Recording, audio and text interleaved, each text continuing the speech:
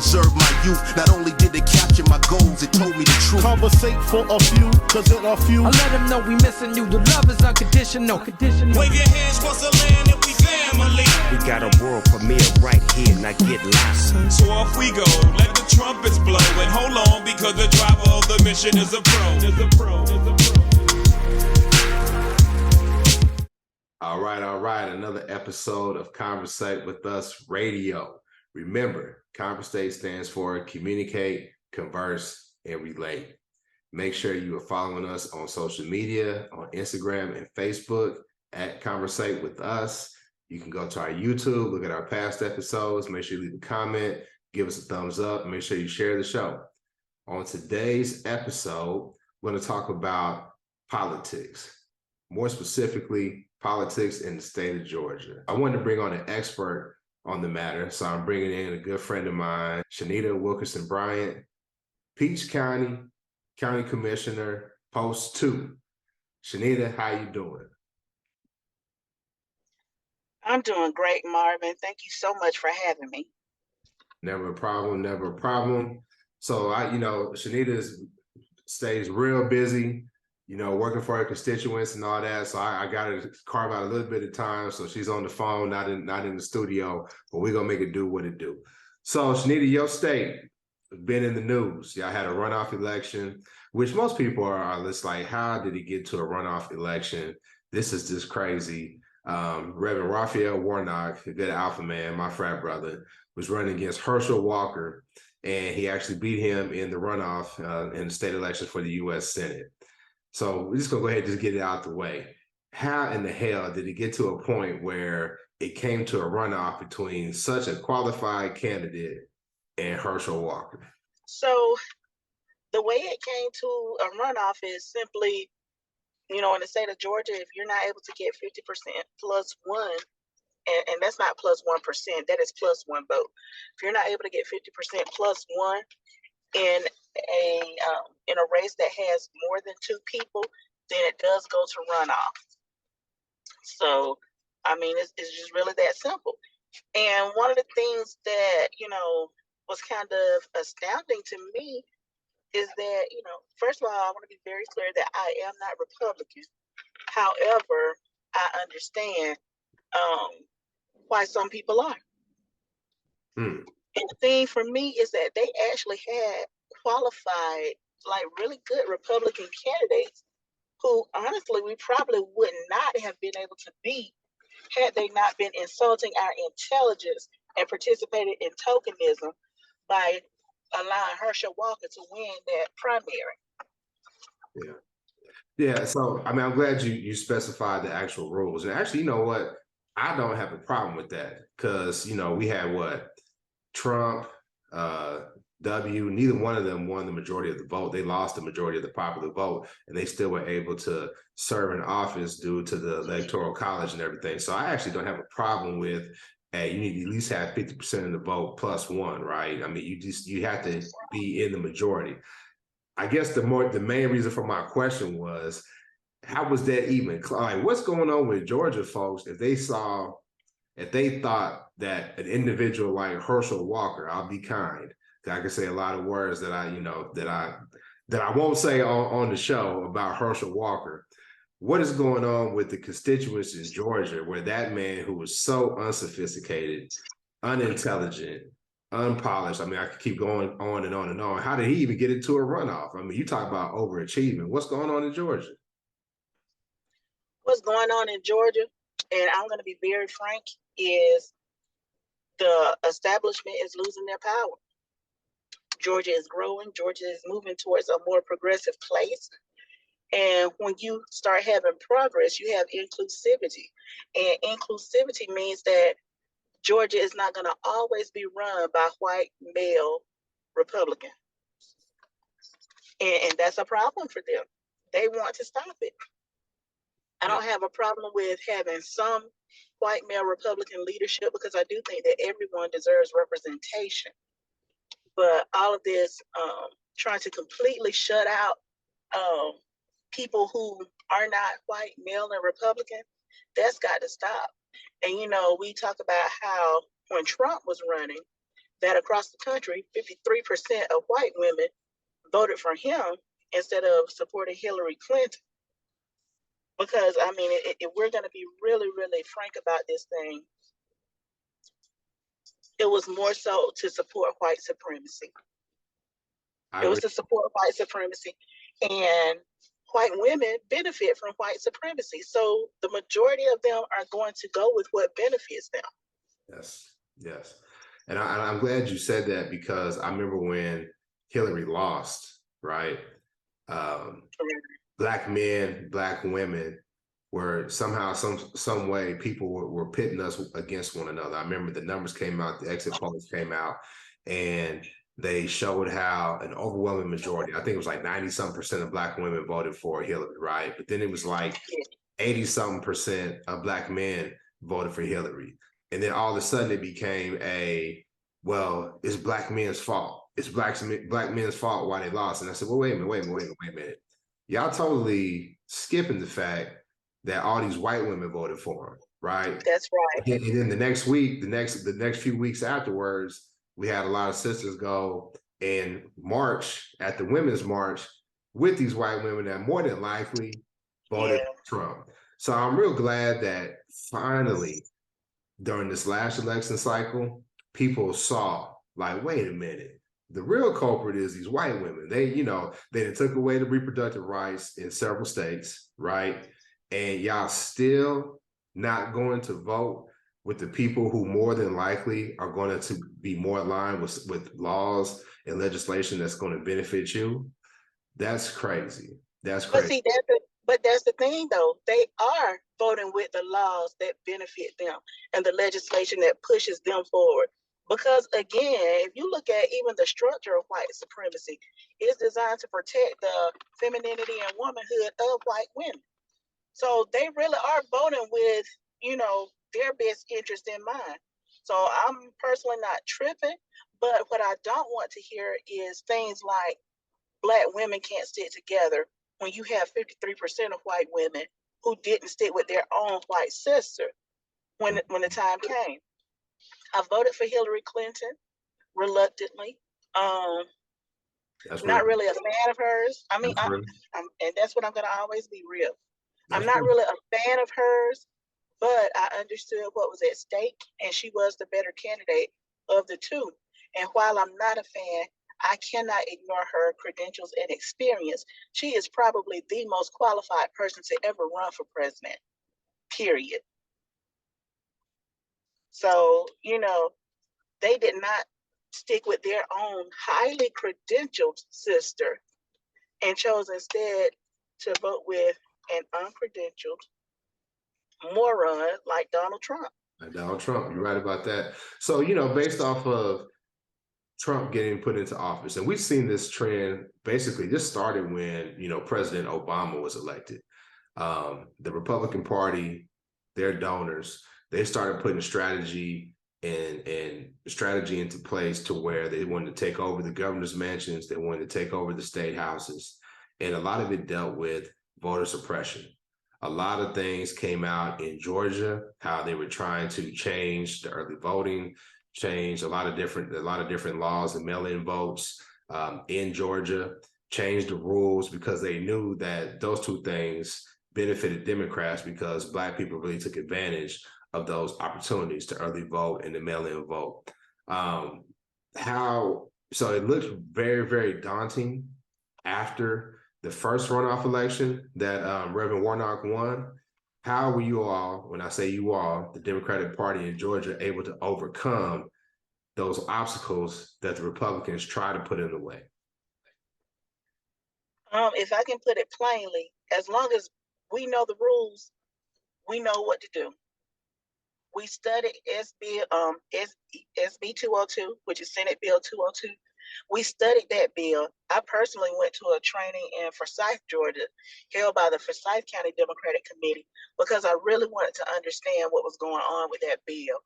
Because, we hear a lot of talking points about various things, but a lot of times these people who talk about it, I wonder, have you even read it? Because while Senate Bill 202 did do some things, it didn't just completely cut our heads off. And we were just able to overcome it because we read it. Information is powerful. Knowledge is power. We grew up hearing that. A mind is a terrible thing to waste, all that stuff. And that's real. What you got to do is learn the rules of engagement and then engage.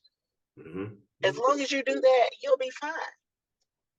They didn't put in Senate Bill 202 that black folks can't vote. You Right. see what I'm saying? Yeah. So where there's a will, there's a way.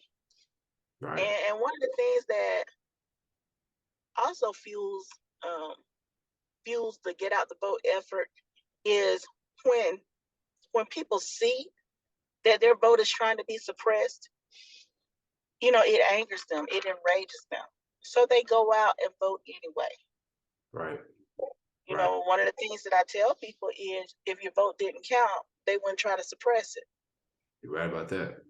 Absolutely. So, I just drive that point home personally. And then, we have some other strategic things that we do that, I don't really talk about publicly, because one thing that I have noticed during this particular election cycle is that the Republicans are now, for the most part, running our playbook. Mm-hmm. A lot of the things that we've done in the past, they're doing now. They're actually knocking on doors. Republicans didn't knock on doors before this, or have signage in predominantly Black areas and things like that. They're stepping outside of what they're accustomed to doing. They're doing what we've done that they saw that worked. And, so when you see somebody adopting your playbook, what you do? You come up with another one. Right. So by the time they figure this one out, we'll move on to something else. Well, I think the playbook is the playbook. I mean, I think somebody can know your playbook, but they got to be able to execute in order to stop you. They got to be able to stop you. And the numbers just don't add up for them going forward.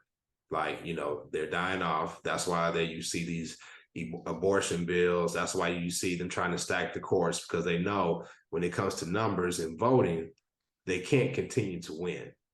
Right. So as long as we continue to stay motivated and do what we have to do, and when I say we, I'm not really talking about the Democratic Party. Right. We just more so have more in common, and it's more beneficial for us to vote for them. But I still take something with the Democratic Party. But I think that we need to continue to execute and show up and to vote, because obviously our vote matters. So, I always talk about Georgia. And when I tell people Georgia, I say, listen, now you got Atlanta and then you got Georgia. Atlanta might be blue and the rest of Georgia is staunchly red. But what I saw in this election is you have Atlanta, you got Augusta, you got Columbia. They're always blue. Right. You got a couple other pockets, right, where it's blue, and you're starting to see those circles, those blue circles in that sea of red expand. What do you see for the future for Georgia? And do you see Georgia remaining blue? Because you talked about it. Had the Republicans not put such a insulting candidate out in front of us, y'all may not have won. What do you see for the future for the Democrats in Georgia? I really think that the Democratic Party of Georgia, and I've said this to those in leadership at the Democratic Party of Georgia, we have got to do more to engage the rural Democrats, because we are out there. I am a rural Democrat. You have to really, and I'm not saying cater your messaging in a way to slip someone the okie doke or anything like that. I'm saying read the room. Understand what your messaging is saying to the people in this room. Understand what this room's existence is. We had a state superintendent candidate, Alicia Searcy. I did support her in the primary, and she and I actually had a conversation because a mutual friend connected us, and it was one of the best conversations I've had during that election cycle.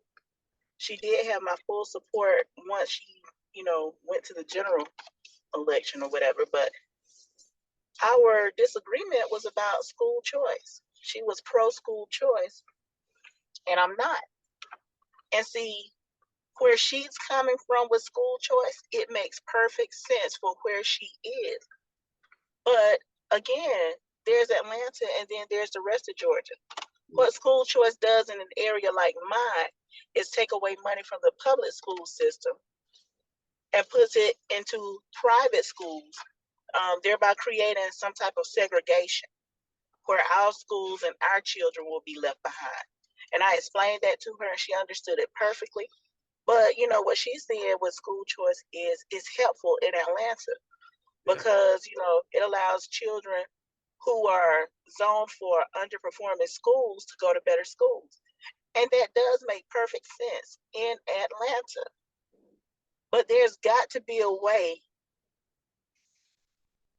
for us to have some uniformity in some areas that addresses everybody. You know, we can't make a decision because hey, that's what's best for Atlanta. Right. And I think that happens a lot when we get a lot of Democrats from Atlanta running for statewide office. They don't understand the rest of the state. I think Stacey Abrams did a very good job of covering the state both times that she ran. And I think that, you know, the people who ran, you know, on the party ticket, you know, for the most part,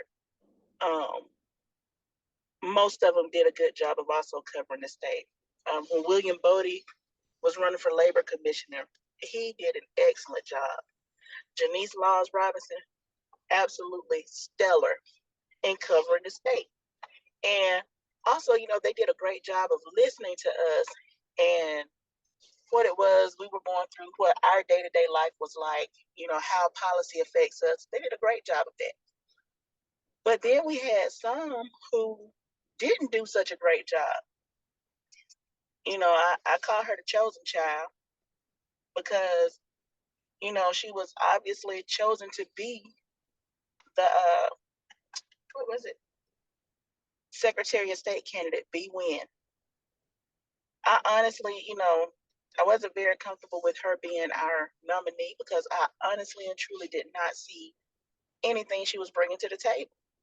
And those of us in the rural areas, just, we did not connect with her. She didn't come to any of our events or anything like that.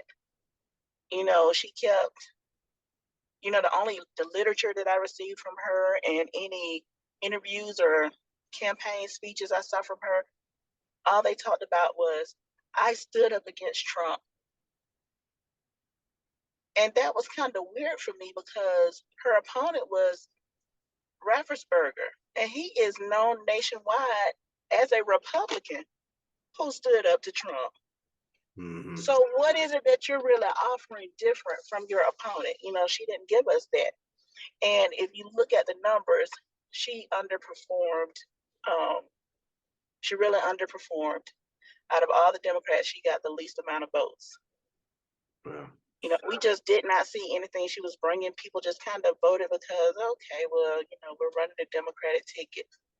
But you got to connect with people. It's not enough to tell me you've got to vote here because you're a Democrat.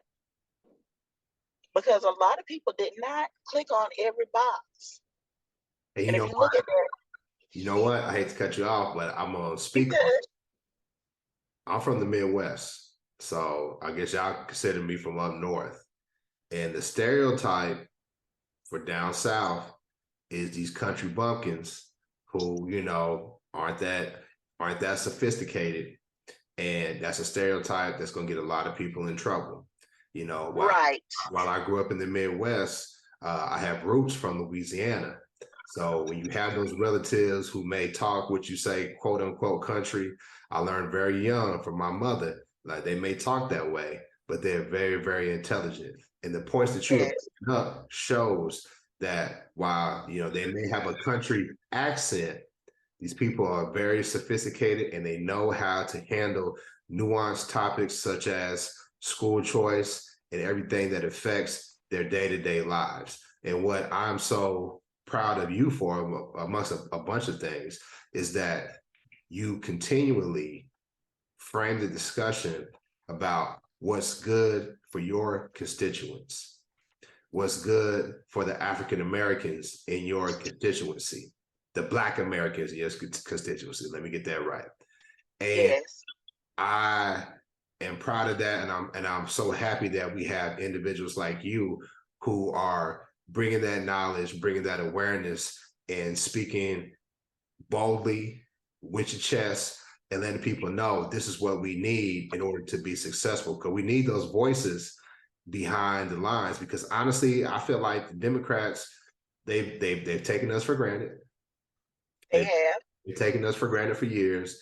And I truly believe, with some of the actions that we are seeing from the Biden administration here lately, that they realize that, okay, we actually need to not just run on promises. We actually have to come forward with things that are tangible for Black Americans. Now, is it enough? No. Is a lot of it somewhat symbolic? Yes. But I will take a start. I will take something as a start, as opposed to just saying, hey, don't vote for me so you won't have somebody like Trump in office. Right. But it's going to be real tight, because Biden is 80 years old. In 2 more years, he's going to be 82. And DeSantis is a young Thundercat. Kemp down in Georgia is a young Thundercat. So it's going to be real tough. But before I let you go, talked about Stacey Abrams. And a lot of people thanked her for the game plan that she put into place in terms of like registering voters, bringing voter awareness to the state of Georgia. Why do you think she continued to underperform and basically not be able to win the election? Don't want to take anything from Stacey Abrams, because she's done a phenomenal job registering people to vote, explaining the importance of voting and things like that. But I do want people to understand that, when she came, there was infrastructure that was already there. And it was done by, these magical Black women, people like Fanika Miller, Kimberly Carter, Kendra Davenport, Fallon McClure, and the list goes on and on and on. Even right there in Peach County, we had people working and building this infrastructure, for Democratic candidates to win or perform better than they've performed in the past.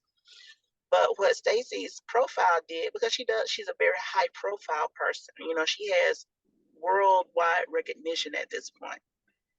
It brought attention to our plight, and people were beginning to see the importance of having a state like Georgia on board, So she was able to funnel dollars in so that we can run Democratic campaigns more effectively and things like that.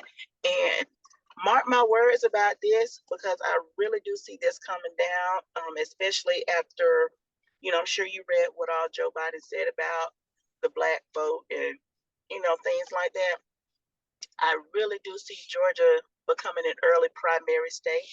We've solidified our position as a battleground state. And I really think that that's just the next logical order, because one of the points that Joe Biden did bring up that I agree wholeheartedly with is when we go to places like Iowa and Ohio and stuff, what you're doing is you're ranking Black Democrats who are running for these nationwide seats lower and lower. You're taking away any momentum that they could possibly have in other areas. And what you're doing is you're establishing who is qualified to run, who can win, who is electable. And we need to come somewhere like Georgia, because Georgia is a picture of America. We're a very diverse state. We do have a painful past, but we also have a triumphant past here in Georgia. And I think that Georgia paints a really good picture of how America thinks on a whole, as far as, having diversity in thought. So I think it would be really good for Georgia to become an early primary state, and I do see that happening in the future. Yeah, I think that's a good thing, because honestly, you got Iowa, New Hampshire. What's the other one? I think it's just Iowa and New Hampshire are like like those are lily white places. I mean, there's Black people in Iowa, but New Hampshire, offshore, but they are less Black than Georgia South Carolina. Yes. And I But think, the black, I'm looking at it through the scope of black population density. and That's why I call it lily white. And I understand. I understand 1,000%. I think that the reason why they've done that though is because they're looking at it from a lens of white America. And the points that you made emphasize how they have taken the black vote for granted for so many years. And I'm glad you brought up that point, because that's not something that me coming from the Midwest, now living in Texas, would have thought about. The impact of, hey, listen, how do we get our troops out? How do we get this ground game going fast? We need to start where our base is at. And they've taken our vote for granted. And I'm starting to see them realize that that is an error. Now, what I don't want is for us to throw a pep rally too soon, because there's still a lot of things that we need as Black Americans that we need our government to fix. I still want reparations. I still want reparations. I still want our sisters to be able to decide what happens with their bodies. I still want all of those things. And I believe that if we say, oh, well, you know, we got 51 votes in the Senate, and, you know, Joe brought Brittany home, which I'm very happy she brought Brittany home. I was a proponent of that. You know, he said he's going to cancel student loans. He's got 9 Black women in, he's appointed 9 Black women to judge seats. It's not enough. It's not enough. America has been built on our failure, Black Americans' failure, and we need to correct it. And the only way that we're going to get them to correct it is if we keep our foot on their neck and let them know, hey, listen, you know, don't take the Black vote for granted. And I think it's going to happen because we got people like you in office. So I thank you so much for coming on the show. Thanks for pulling over. Everybody, let's thank her for pulling over to the side of the road. She's a very busy woman. Like I said, I was able to get her on the phone to talk about this. This is very enlightening and very educational. And I thank you so much, my sister. Thank you for having me. It's always a pleasure. All right. So County Commissioner Shanita Wilkerson Bryant, we'll have you on the show again. Make sure y'all follow us. Make sure y'all share the show. This is important information.